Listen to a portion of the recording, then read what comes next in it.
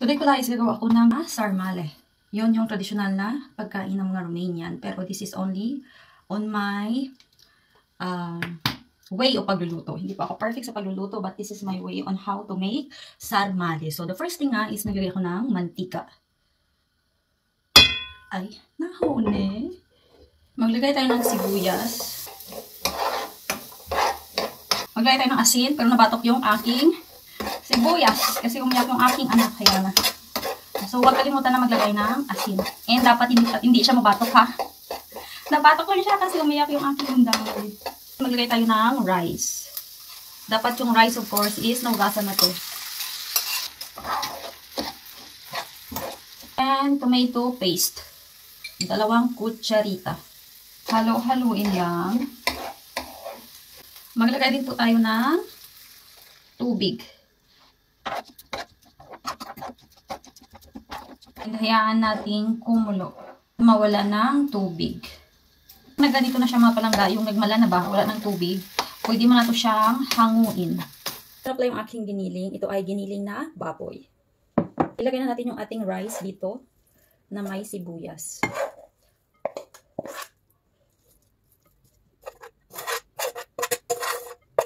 Maglagay tayo ng paminta.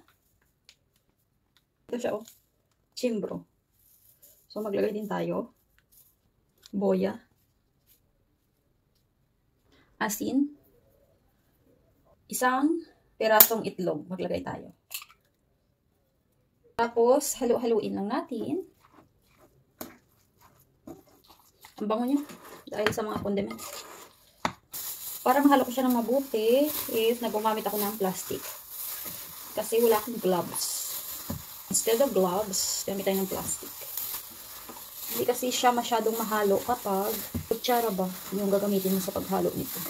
So, it's better to use your hands while you are mix this one. Yung gagamitin ko pala para pambalot sa aking sarmale is itong dahon ng ubas or strawberry. Pwede rin kayong gumamit ng cabbage, pero dahil nga ito lang yung available sa aming bahay, so ito yung aking gagamitin. Tapos, dito ko lulutuin yung aking sarmale, pero lalagyan natin siya dito ng dahon muna sa may loob. Kumbaga, ito yung kanyang magiging hapin sa ilalim. Yan yung magiging itsura niya sa ilalim. It's time na para tayo ay magbalot. So, una na gawin is, alam niyo na siguro to. Maglagay tayo dito.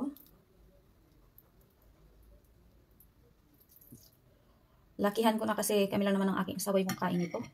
So, ganituhin natin. Tapos, ganito lang. And that's it. And i-roll lang natin ng i-roll.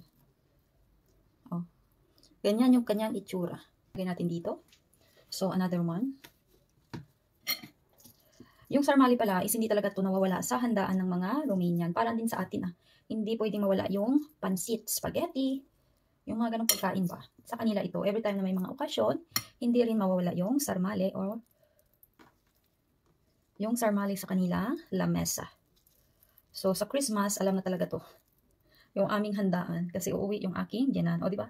May malaki, may maliit. Kasi it depends on the size of the ubas. Sa dahon ng ubas.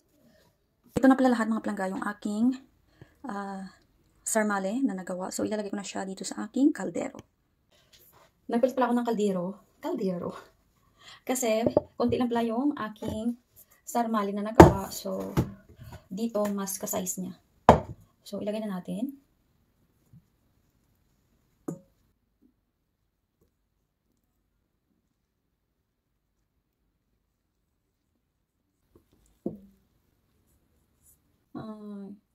Maglagay tayo ng laurel.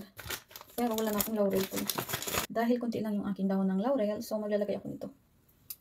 Nakalimutan kong bumili. Meron pala akong water. Tapos lalagyan ko siya ng tomato sauce. Tapos lugayin natin. Ilagay natin dito sa ating sarmale. Dapat yung tubig niya is makuangid ba? Tabunan siya. Dapat ganyan yung kanyang water. Tapos, lagyan din natin ng dahon ng ubas sa taas. Tabunan ba? Mas maganda rin to kapag merong, ang tawag dito yung smoke na karne ba? Yung pinasuhan na karne. Yung iba is naglalagay, even me naglalagay noon. Kaso, wala din po. Nakalimutan bumili. Kaya kung ano lang talaga yung nandito sa bahay namin, yun lang talaga yung pinagsasahog ko ba. At yan po yung kanyang itsura. Takluban lang natin at ilagay na natin sa kalayo.